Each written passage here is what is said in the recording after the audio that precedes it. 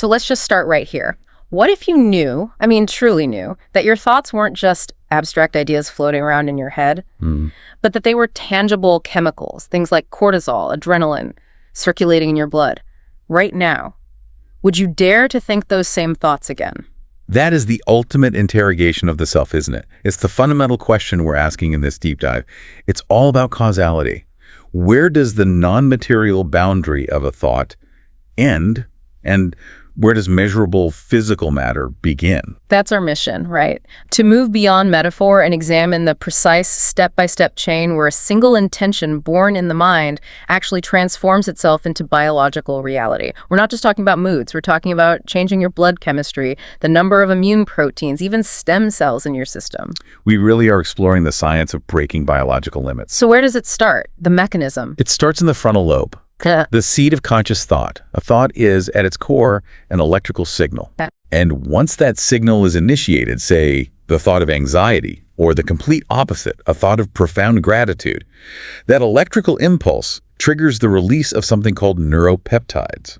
So if the thought is the instruction, the neuropeptide is what, the chemical code that broadcasts that instruction? Exactly. They are tiny proteins, chemical messengers, that are encoded with the emotion of that initial thought. And they travel through the bloodstream. To where? To everywhere. They seek out receptor sites on the surface of every single cell in your body. Yeah. From your digestive tract to your skin. That's incredible. So every thought we have is instantaneously communicating with every single part of our physical being. It is. And here's where the instruction becomes material. It's a field called epigenetics. Right. When that neuropeptide locks onto a receptor, it sends a powerful signal inside the cell, straight to the nucleus where your DNA is.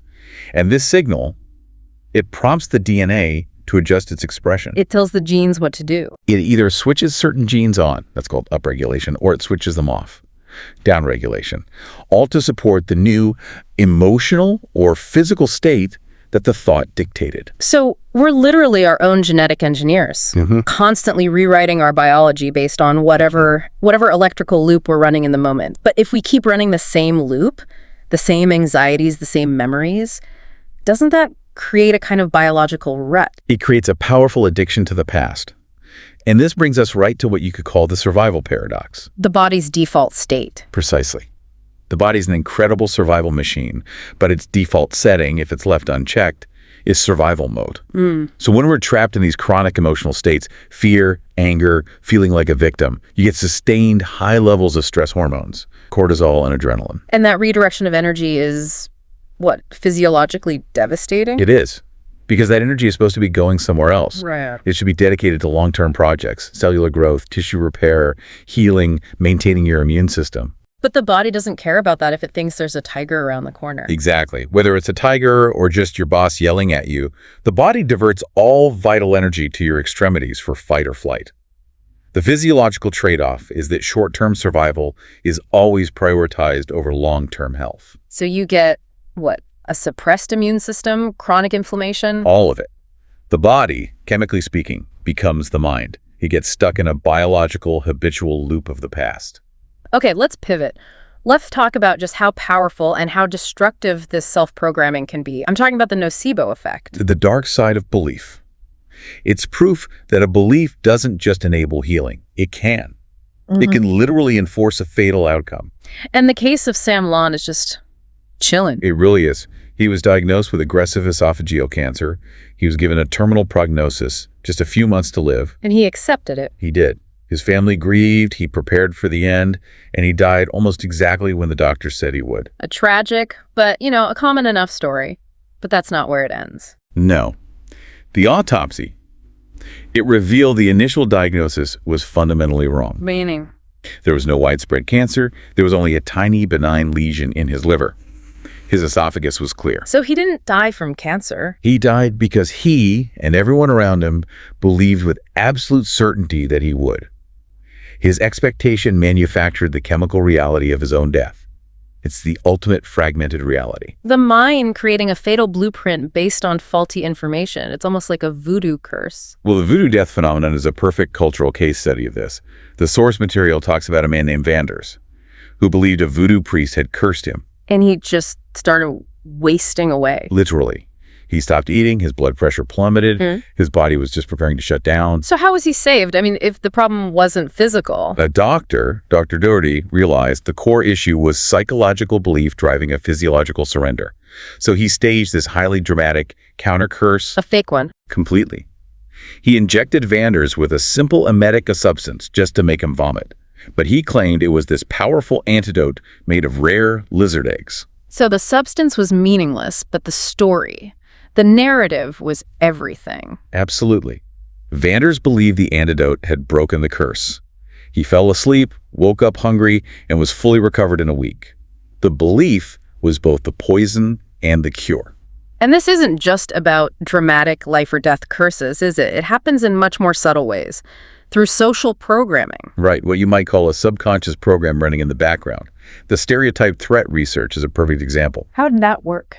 Researchers found that African American students performed statistically worse on verbal tests, but only when they were told the test measured comprehension. So that one little phrase, it primed them. It reinforced a negative cultural stereotype. And that was enough to sabotage their performance. They didn't consciously decide, I believe this stereotype, so I will fail. The underlying cultural expectation, that belief, just activated an autopilot response. The individual becomes, in a way, enslaved to a program running beneath their own awareness. Okay, let's flip this. If the mind can kill with a mistaken belief, what can it build if it's focused correctly? This takes us to self-directed neuroplasticity. Yes. And the core finding here is, it's profound. The brain does not functionally distinguish between a real physical experience and one that is vividly, repeatedly, and emotionally imagined. This is the biological basis for real transformation. It is. When you mentally rehearse a skill, you fire the exact same neural circuits as if you were doing the physical action. You're using thought to physically rewire your brain's hardware. The Harvard piano study is the classic proof of this. A phenomenal proof. Subjects were asked to mentally rehearse a simple 5-finger piano exercise, 2 hours a day for 5 days. They never once touched a piano key. And what happened in their brains? Brain scans showed that their motor cortices, they developed the same dramatic neural circuit formation as the group who physically practiced. They built new brain maps just by thinking. But here's the question I always have. This sounds incredible, but what about the people who try this and fail? Who try to visualize healing or success and nothing happens? Where does the model break down? That is the crucial question. Because visualization alone is not enough. The brain is willing to change, but the body has to be convinced. Meaning? If you visualize success while you feel inadequate, the body responds to the feeling, the chemical reality, not the picture in your head. The mental rehearsal has to be coupled with an intense emotional signature. You have to make the body believe the future event is happening now. Yes. It's not just visualizing success, it's mentally training your body to feel like that successful person. We even see this in physical strength training. The muscle visualization studies. Exactly. Subjects who only imagine flexing their bicep or their pinky finger achieved measurable strength gains, up to 13.5% for the bicep and a staggering 35% for the pinky, purely through focused mental effort. The body adapted as if the physical workout had actually happened. It's like designing your destiny from the inside out. I think of the mind having these Cubist layers. You build the reality mentally before it ever shows up in the material world. The Jim Carrey story is a perfect example of that. Right. Long before he was famous, he wrote himself a $10 million check for acting services rendered. He dated it for Thanksgiving 1995. And he kept it in his wallet. But not as a good luck charm. It was a biological reminder. He wasn't just visualizing money, he was rehearsing what it would feel like to be that successful man. He was conditioning his body to that emotional signature. He used mental creation to precede the material manifestation. And then, in 1994, he got paid that exact amount for his films.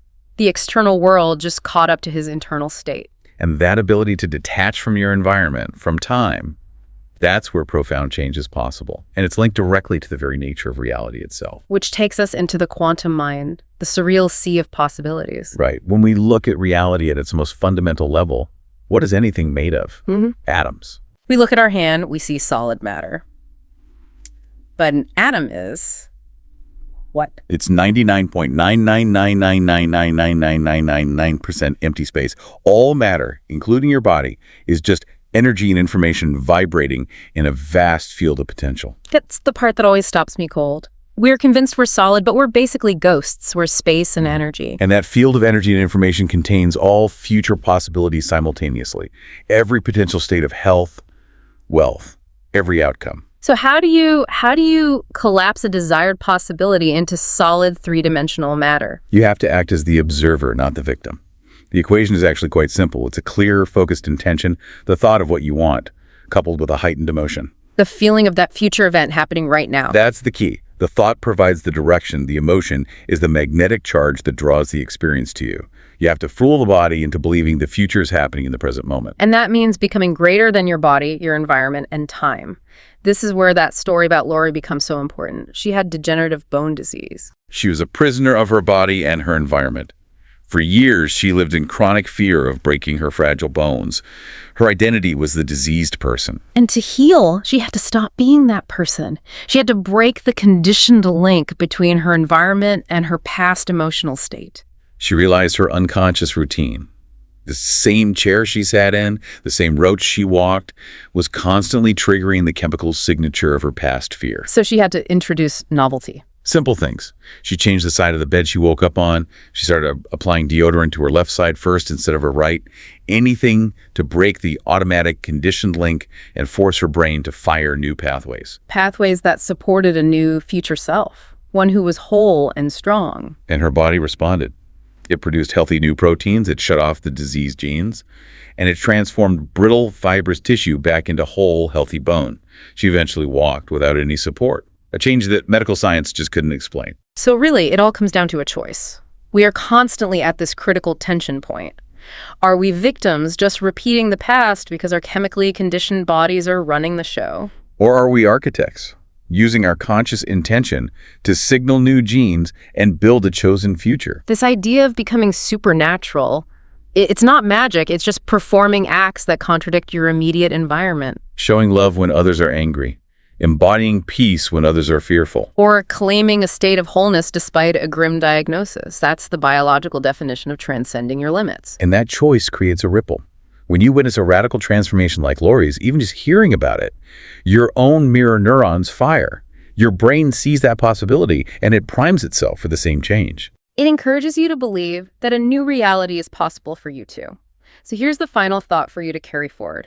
If a thought coupled with an emotion can physically change your bone density or your immune response, what biological changes are you unconsciously programming into your body every single day? Simply by reliving the same thoughts and feelings from your past. The real challenge isn't acquiring new knowledge, it's breaking the biological addiction to the person you used to be. That is where true freedom begins.